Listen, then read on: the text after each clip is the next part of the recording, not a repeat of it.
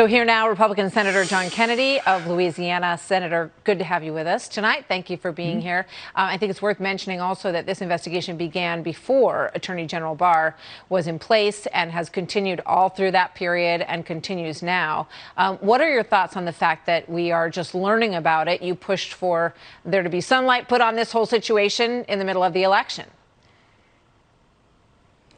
Well, perhaps, Martha. We now know what the FBI has been doing with Mr. Hunter Biden's laptop, which it has had for a year. Look, just because you're accused of something doesn't mean you did it, but this is serious. I would describe it as grave, and in part because the allegations, if you will, or money laundering and tax fraud, but also because the Biden campaign disclosed it. I think if this were much ado about nothing, they wouldn't have felt the need to say something. And I think at this juncture, both Mr. Bidens are going to have to offer full disclosure to the American people. This case has always troubled me, not because of alleged money laundering or any of that. I don't know about that. I don't know what the facts are. But we do know this. President Obama put Vice President Biden in charge of the foreign affairs of two countries, China and Ukraine. And that's a fact. It's also a fact that in both cases, his son, Hunter Biden, walked away with tens of millions of dollars of contracts from connected people in those two countries. And there, at the very least, there was an appearance that America's foreign policy could be bought. And that has always bothered me as much as anything else. Yeah. I think this issue is, or this new disclosure rather, is also going to raise the issue again of how and why many major news organizations and social media platforms tried to tap down the New York Post story about the laptop and the things on it. You make a great point. Twitter and Facebook both tried to block this story. They said that it wasn't a story.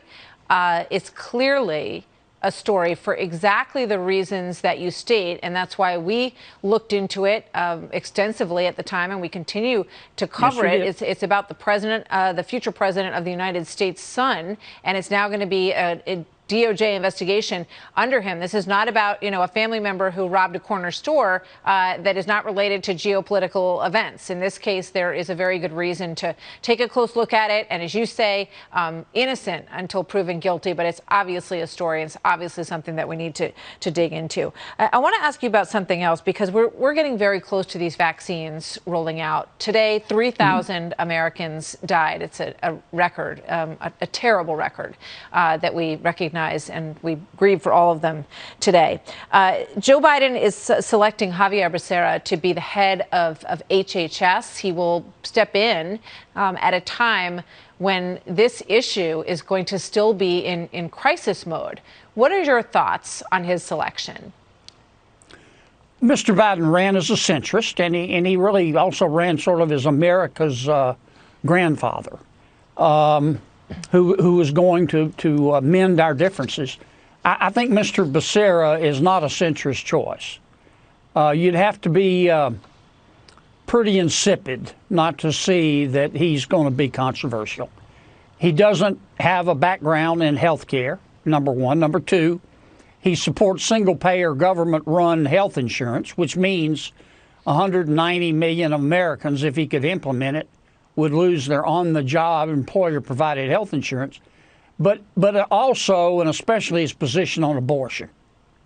It's one thing to believe, as many Americans do, in a woman's right to choose to have an abortion, but it's quite another to encourage abortion, to be an abortion enthusiast. How do you back that statement up, Senator? How has he done that? Well, those charges will be made, and I want to make it very clear that I'm not saying I agree with them. But if you look at his record, he voted and opposed a bill when he was in the House of Representatives to prohibit someone from getting an abortion because they didn't like the sex of their child. It's called sex-selective abortion. Mm-hmm. When Mr. Becerra was Attorney General, he pressured Catholic hospitals to perform abortions.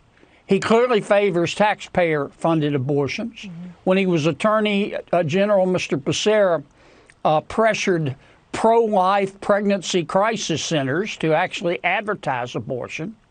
Now, I'm going to listen to Mr. Becerra's confirmation hearings, and I'm going to have an open mind. But as I say, you'd have to be pretty insipid not to see that the allegation against him is going to be not just that he supports a woman's right to choose, that he is an abortion enthusiast. So, and I'll say this final point. Yes, sir. Look, religion is at the center of many Americans' lives, and that, for many of them, involves abortion. And I worry the charge will be made anyway that Mr. Becerra will try to force his own point of view on people whose religious beliefs tell them to believe otherwise. Senator Kennedy, thank you. Very good to have you here tonight, sir. Thank you.